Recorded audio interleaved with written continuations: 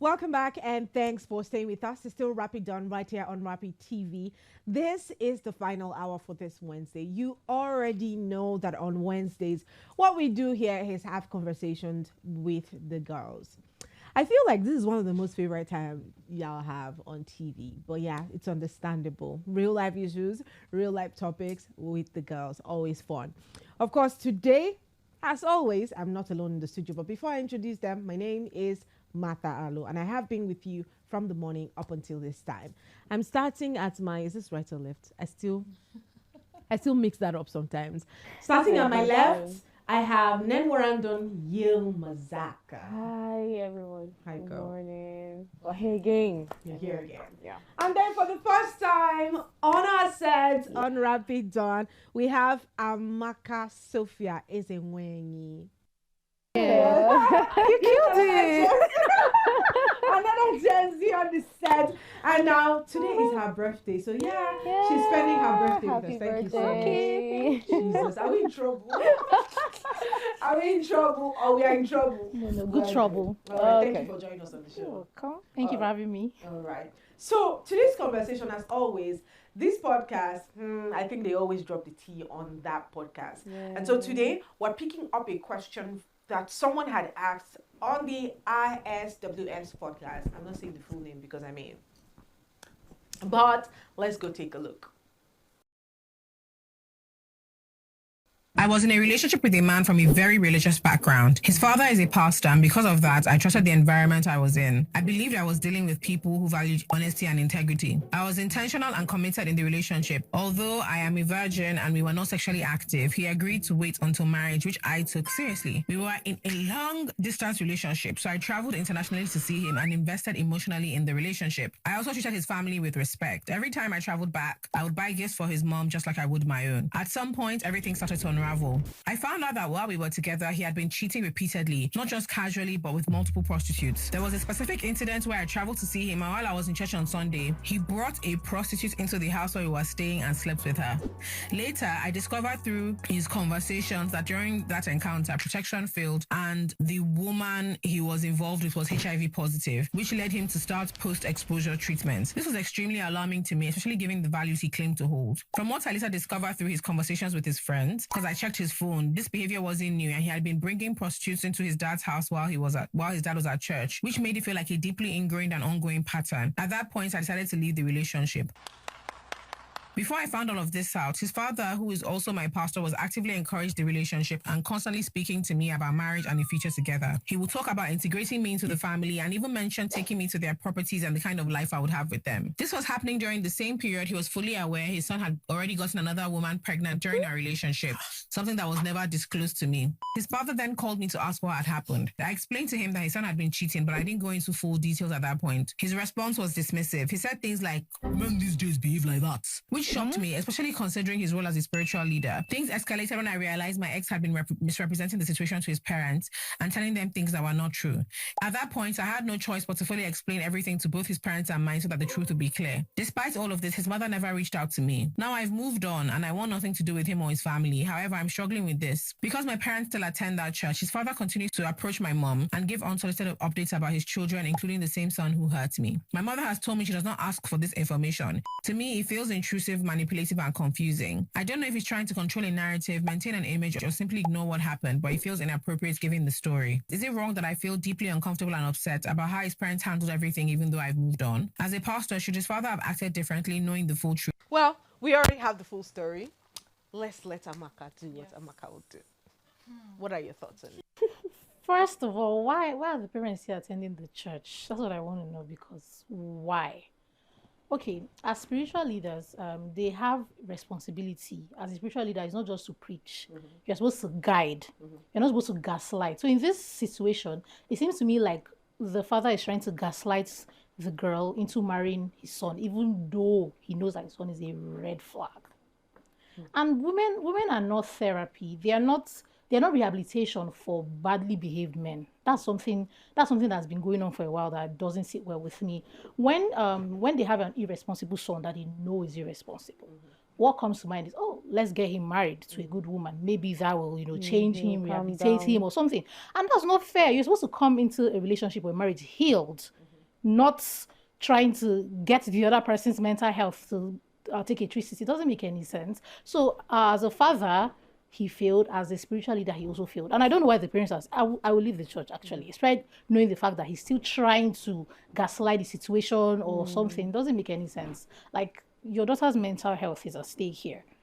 She's a virgin, according to the story. This man is That's how you say that. According to yeah, according to the story, she's supposedly a virgin, and whoever is going to marry her supposed to, match her level, be a virgin too. Do you get? Not somebody that is a serial, not even with prostitutes. Like, so which means more than one. Nah, and they're still trying to gaslight her. That man, that's not fair. That's not fair. That's not fair at all. If she was the one moving around like that, I'm sure that would not be the conversation. He won't use it to preach in the church. Is that not? Yes, he will preach with it in the church. The father will literally preach. It's so unfair. Like, rehabilitate your son. You're a pastor. Pray for him, counsel him, do whatever. But he should come into a relationship healed, not trying to traumatize somebody's child. That's very unfair. Nah. Okay. Now Amaka is angry. Let's hear what.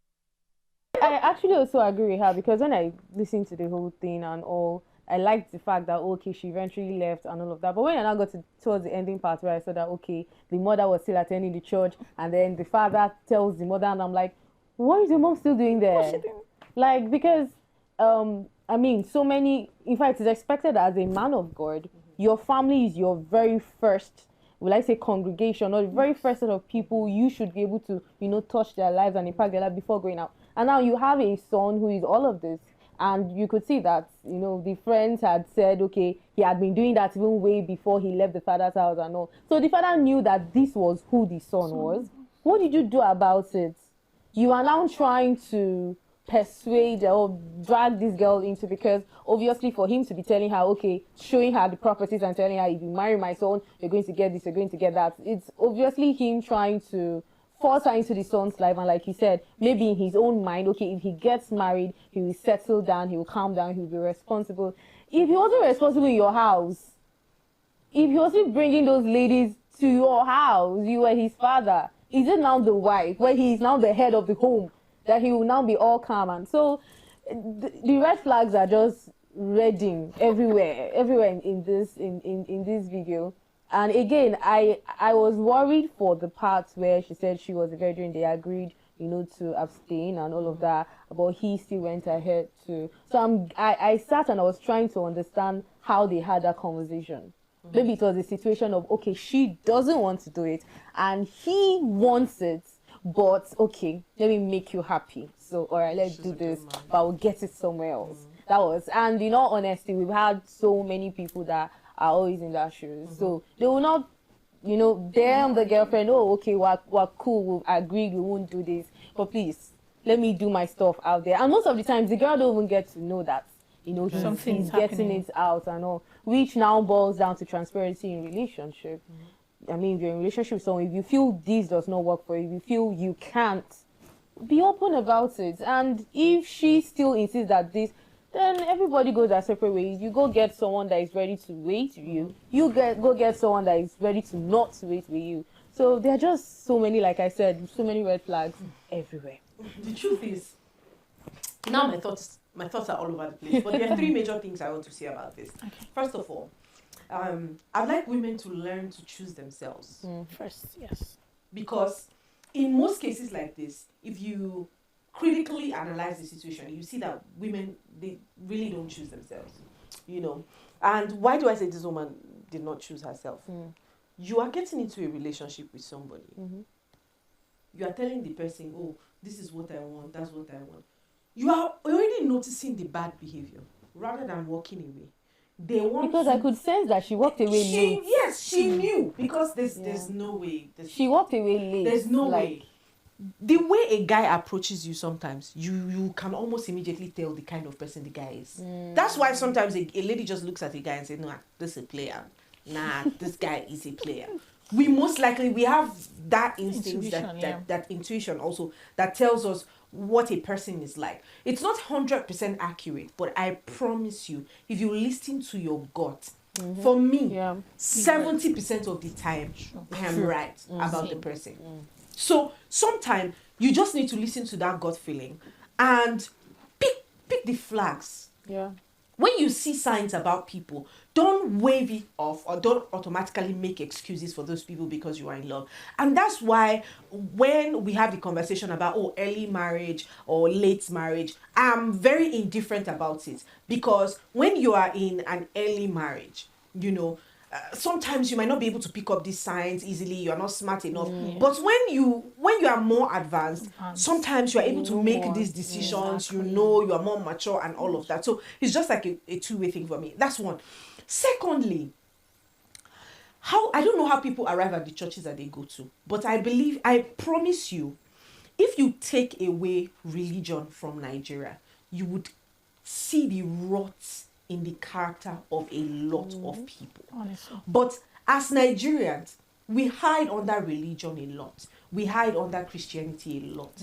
If you check the statistics of rape cases that happen in the church, you'll be amazed to know how many young girls were raped in the church by pastors, by pastors' sons, by pastors.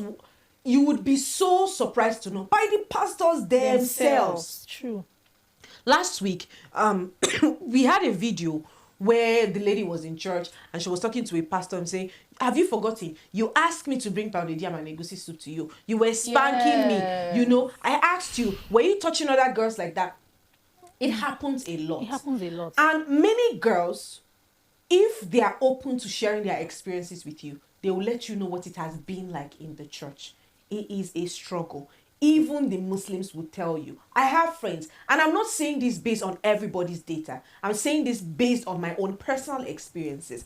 And see, because we have found a way of making the pastors look like the idols or the imams look like the idols, they cannot commit sin. And even when they obviously commit sin, we shield them cover up for yes. them. And excuse them. Yes, there was a church in Anambra where a 16-year-old was repeatedly raped in the church premises, and the church members guarded the pastor, praying for him, put him in the center of the church and saying, you know what, it is the devil, we must pray for our pastor.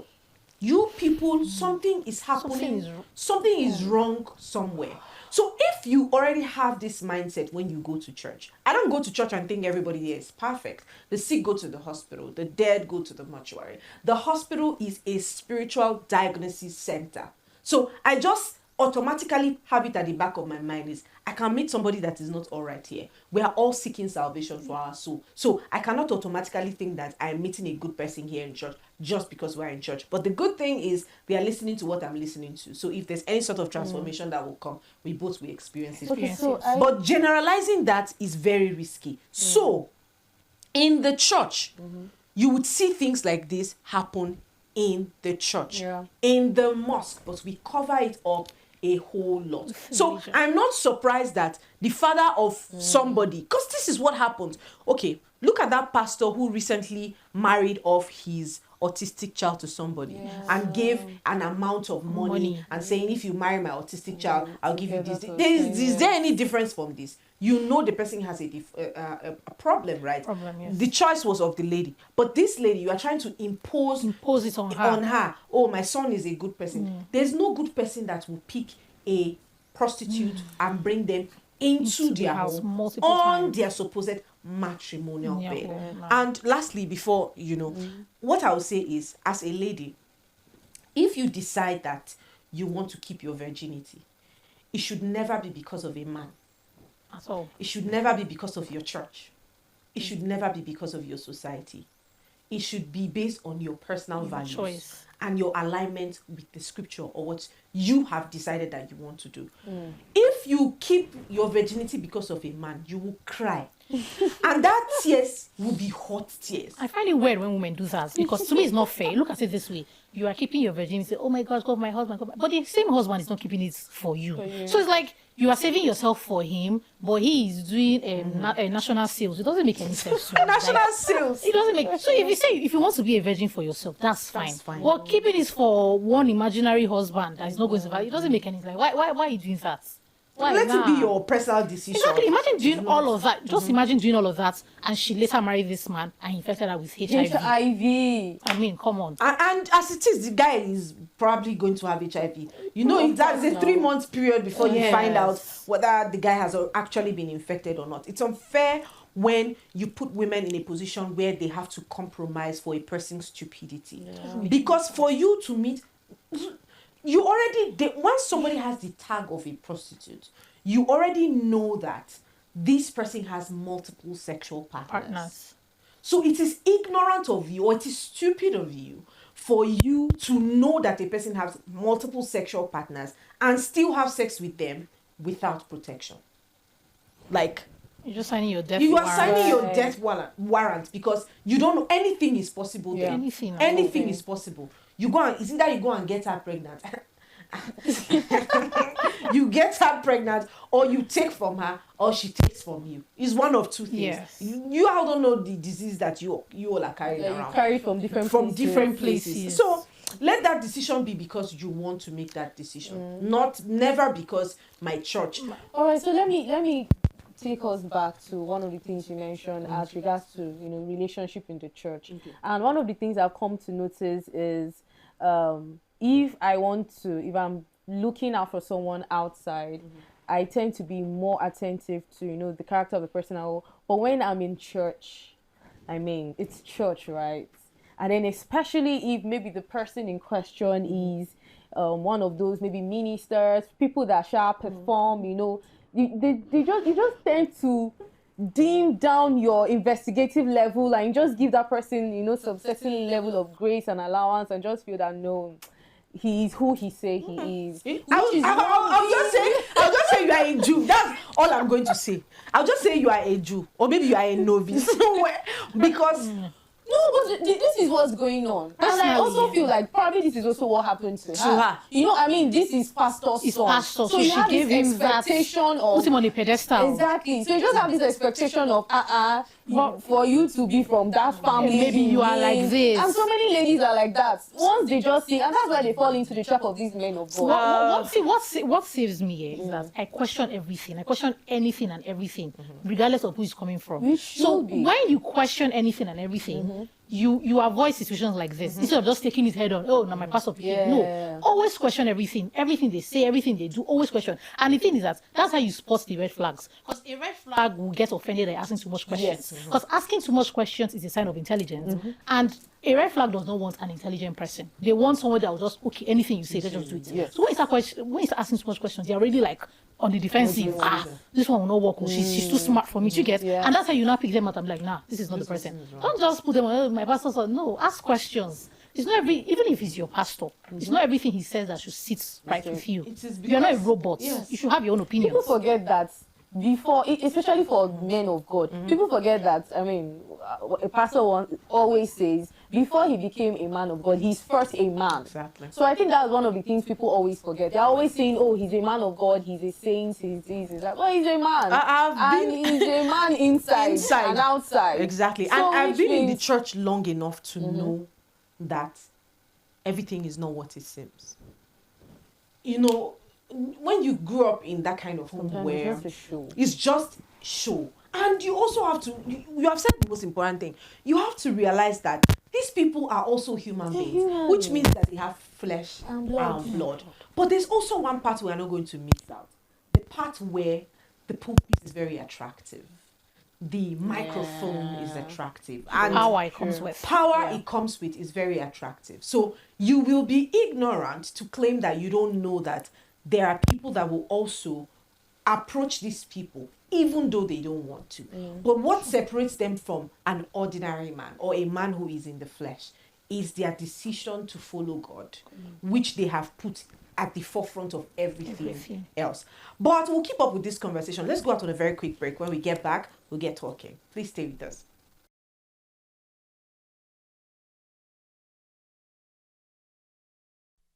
Rapid done right here on Rapid Television. We have been talking about the reality of healthy relationships, and reference will be the video we played just before we started the conversation. Maybe we should take a look at that video for the people just joining us now, just so that we can have a reference to this conversation.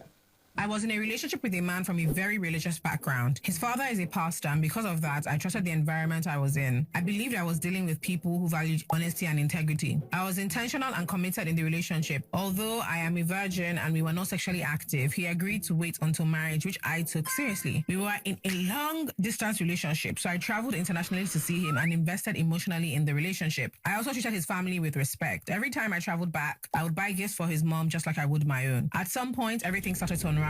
I found out that while we were together, he had been cheating repeatedly, not just casually, but with multiple prostitutes. There was a specific incident where I traveled to see him, and while I was in church on Sunday, he brought a prostitute into the house where we were staying and slept with her. Later, I discovered through his conversations that during that encounter, protection failed, and the woman he was involved with was HIV positive, which led him to start post-exposure treatment. This was extremely alarming to me, especially given the values he claimed to hold. From what I later discovered through his conversations with his friends, because I checked his phone, this behavior wasn't new, and he had been bringing prostitutes into his dad's house while his dad was at church, which made it feel like a deeply ingrained and ongoing pattern. At that point, I decided to leave the relationship. Before I found all of this out, his father, who is also my pastor, was actively encouraged the relationship and constantly speaking to me about marriage and the future together. He would talk about integrating me into the family and even mention taking me to their properties and the kind of life I would have with them. This was happening during the same period he was fully aware his son had already gotten another woman pregnant during our relationship, something that was never disclosed to me. His father then called me to ask what had happened. I explained to him that his son had been cheating, but I didn't go into full details at that point. His response was dismissive. He said things like, "Men these days behave like that," which shocked me, especially considering his role as a spiritual leader. Things escalated when I realized my ex had been misrepresenting the situation to his parents and telling them things that were not true. At that point, I had no choice but to fully explain everything to both his parents and mine so that the truth would be clear. Despite all of this, his mother never reached out to me. Now I've moved on and I want nothing to do with him or his family. However, I'm struggling with this. Because my parents still attend that church, his father continues to approach my mom and give unsolicited updates about his children, including the same son who hurt me. My mother has told me she does not ask for this information. To me, it feels intrusive, manipulative, and confusing. I don't know if he's trying to control a narrative, maintain an image, or simply ignore what happened, but it feels inappropriate given the story. Is it wrong that I feel deeply uncomfortable and upset about how his parents handled everything even though I've moved on? As a pastor, should his father have acted differently knowing the full truth? My question would remain, why are her parents Still going to attending that the same church? I know that most times you'd hear pastors say that, oh, we are human, to err is human, to forgive is divine, so sometimes, don't look at the messenger, look at the I will look at the message and the messenger. Even the parcel he arrived with, look at everything. The message and the messenger is very important, because there are some people, although your faith should not be tied to an individual, but there are some people that actually their faith is enforced by seeing people do. So the image of the person that they follow is super important to them, yes, as well. So I'm not going to be here to dismiss that feeling of this is what the pastor does or this is what the pastor does. Yes, I appreciate the message and all that, but beyond that, there's something that you do that makes me doubt what you say, and that's the point where, as a Christian, you need to learn how to filter information. Because I'm not sure, but this pastor might be on the stage now saying things like, oh, you need to repent, you need forgiveness, when you are cheating, demonize it. But in real life, time for you to make a decision regarding that, you don't want to. Just dismiss it. Just like that. So, Okay. No, go on. Okay, so I think I want us to now move the light a little bit to children of men of God. I mean, this is no news. We've over and over again, we've seen, we've heard, men of God would preach, and all of that, have the message out there.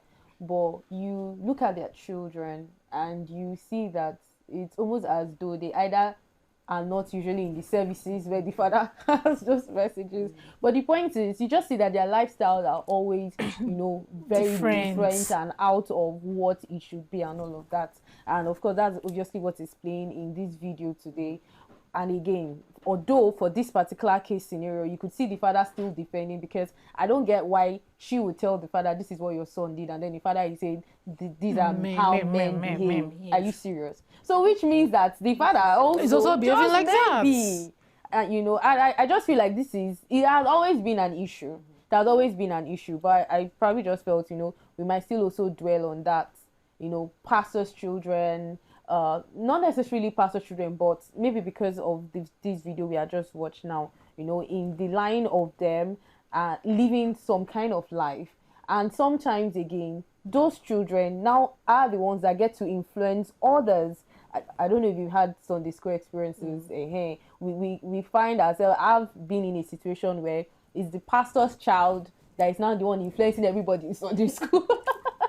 He's now the one influencing everyone in Sunday school, and everyone is still having that mental picture of, oh, this is the pastor's child, so he's right, so blah blah, and then we just keep following, and then they are always being like the most stubborn above all. So I don't know, I just, like I said, putting a spotlight on children of ministers and all of that, and the kind of life they live, and having, as a man of God, like I said before, as a man of God, it's important that your family, your inner circle are the first beneficiaries of what God has placed upon your life.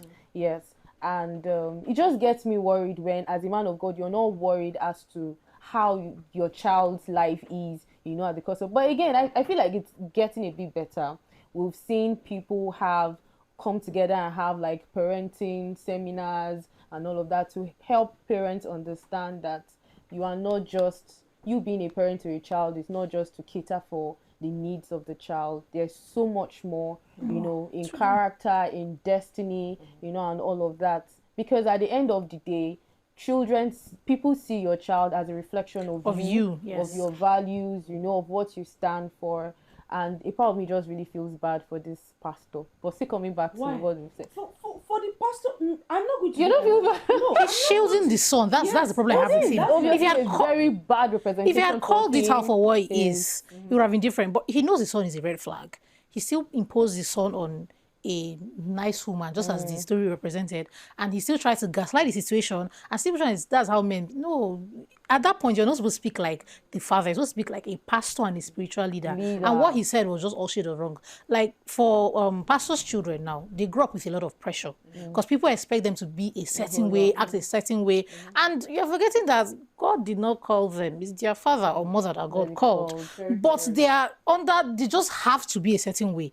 So some of them go astray at some point because like, no, this pressure is too much, I can't keep up, and they just go astray. It happens, and the shame comes back to the parents, unfortunately. But at that point, what you're supposed to do is not to try and hide, cover what's going on, and try to impose him on an innocent girl. That's not Christ-like. That's not Christ-like at all. Yes, doesn't make any sense. It's very important to also note. I like the point where you're coming from, because I was going to make that point as well. Where sometimes the children are they're not doing what your children are not doing.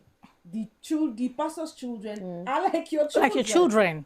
They might be passing through the same phase that your children are going through, but because of the expectations we have, because it's a pastor's child, it has to be, he or she has to be a certain kind of way. That's why we have this issue of it's looking like pastors' children are not responsible. And then there's also commonizing the grace that is available to you. Exactly. Thank you. We as human beings, we tend to do that quite a lot.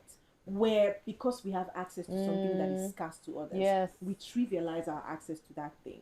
And then we automatically just think that, oh, this is in my house. Oh, I see my father. I see my father in his manly state. He's a pastor, but I see him when he's upset. I see him when he's hungry. I see him when, I see him literally how the world would not see him. So children tend to trivialize that. And this is something I believe that parents also need to let their children learn. Because even when you build companies as parents and, you have all that money and all of that, you would see that the people with the most money raise the most irresponsible children.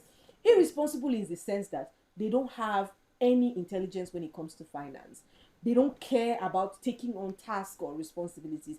That's because you as the parent might have not intentionally passed on that knowledge to the child. Them. Providing for the child at every single instance sometimes is what makes them. And today, we talked about a story in Japan where we see that the children are made to clean up, clean the toilets and all of that, just to give them a sense of responsibility. Children learn, they say their brains are tabula rasa when they're young, which means that you can literally scribble anything onto it and then it sticks for a very long time. So for these parents, it's important that you teach them not to trivialize your grace as a pastor as well, or trivialize their access to you. You are their parent, so they need to understand that. Then secondly, we also need to understand that in this pastoral duty, some pastors do not have time to actually raise their children.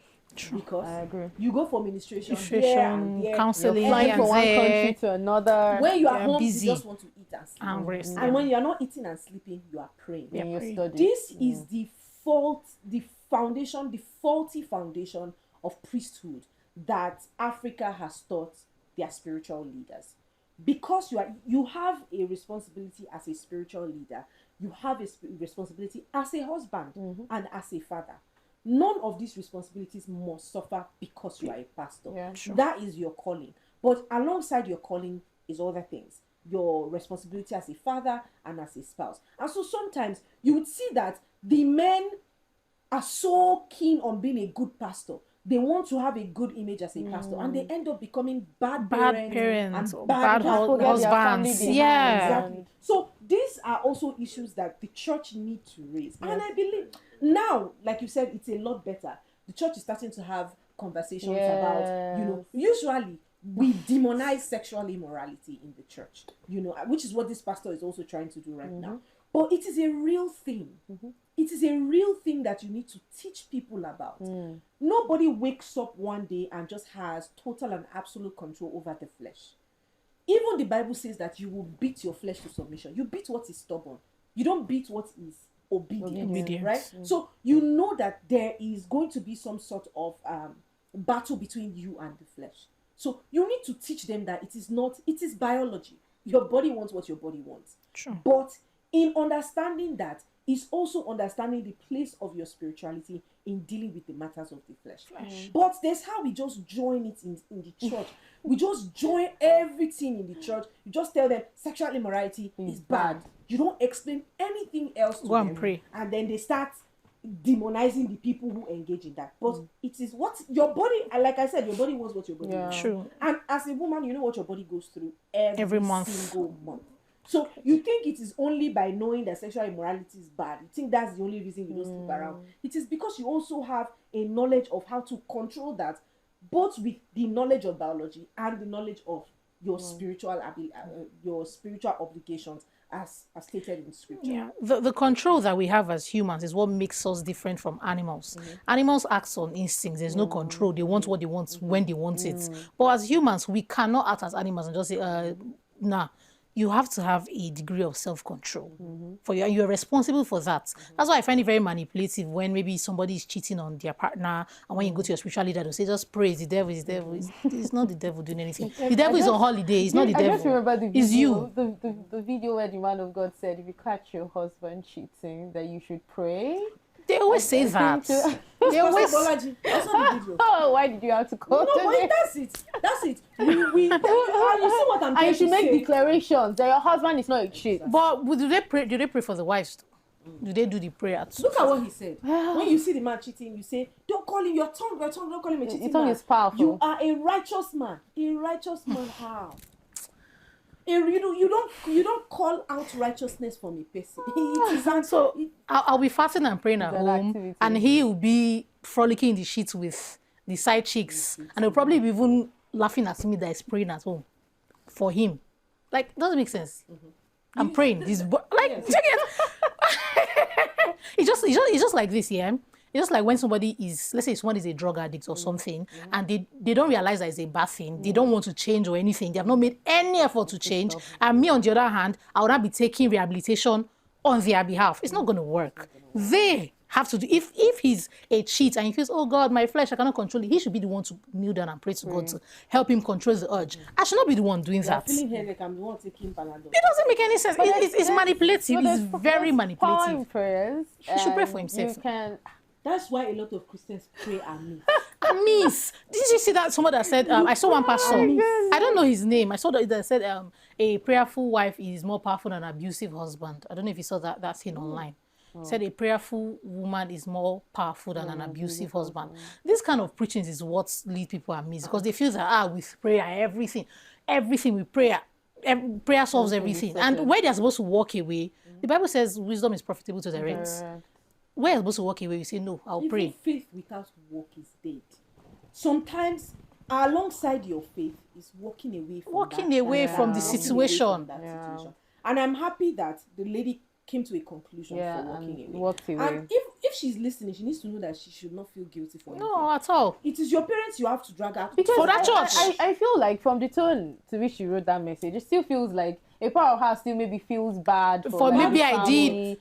Like, I get that feeling, yeah. Right, You because walk out of she's something, you know not it's bad, but giving- a part of you be like, did I overreact? Did I? Yes, Especially like with the fact that they are maybe still gaslighting the parents who are now parents. transferring into her. This because I honestly conversation- feel this like she would have conversation taken will a not- firm decision, like way more. But for her to still be asking, what if this, what if That's I why don't I feel tell you like that this conversation will not happen to someone who chooses themselves. Themselves, like very Like, quick. Peace is the most paramount thing. yeah. To me, I don't know about a lot of people, but once I don't have peace and I talk about it, And nothing. there is a point where I will disappear. You will Like feel disconnected. I and know you Detached. how just, yes, you should just no, walk it's away. a skill. Know when to. And I was having a conversation with my this morning, and he said God gave him a grace. The grace is to walk away and not look back. And I think that some people need to be able to learn that. Walk away and don't look back, because the fact that our emotions, and I said last week, I made mention of the fact that before I make a decision, I consider three things: my faith, my value, my feelings. And all of these things it's align. literally like a litmus test for me. What does my faith say about this? What does my value Yes, as yeah. a human being say about this? What does my feeling say? If my feeling is trying to outweigh what my faith and value says, I automatically know that I should run away from that thing. Feeling is transient.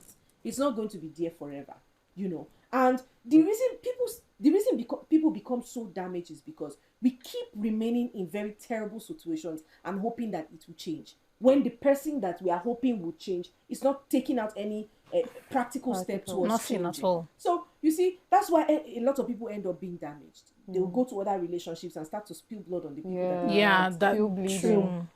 For me, the most important thing here is the fact that she walked away. But your guilt over time, even when you do the right thing, sometimes you feel guilty. So over time, True. you will get settled with your decision. And you'll be happy that you did what you did. So yeah, choose yourself. That's what. So Always. Yeah, if you're going to say something to the lady in question now, what would it be?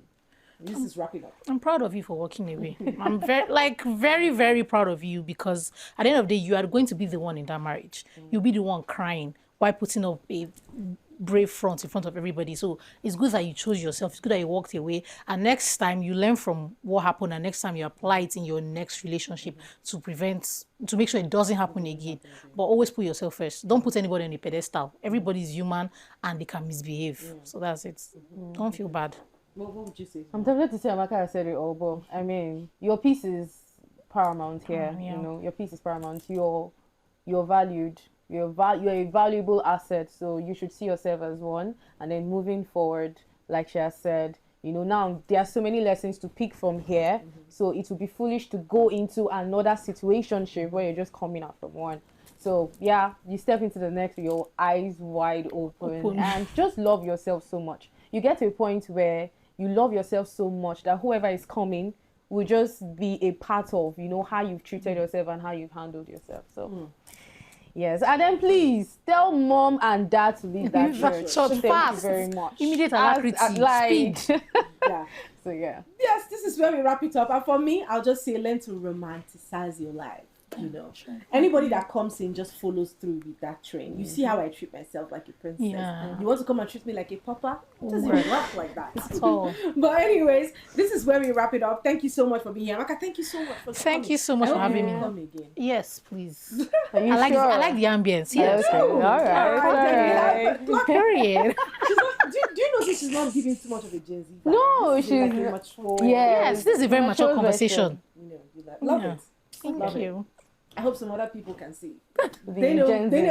I'm talking about. But anyways, guys, this is where we wrap it up. Thank you so much for joining us on the conversation this morning. Remember, we are active across social media platforms on Facebook, on Instagram, on X, and on TikTok and Twitter and all of that. It is at Rapid TV. On our website, www.rbnradiotv.com, we are active. And is that the website? www.rbnradiotv.com. We are always active, and you can follow our programs live at any time and any day of the week. My name is Martha Alu, and I will see you tomorrow.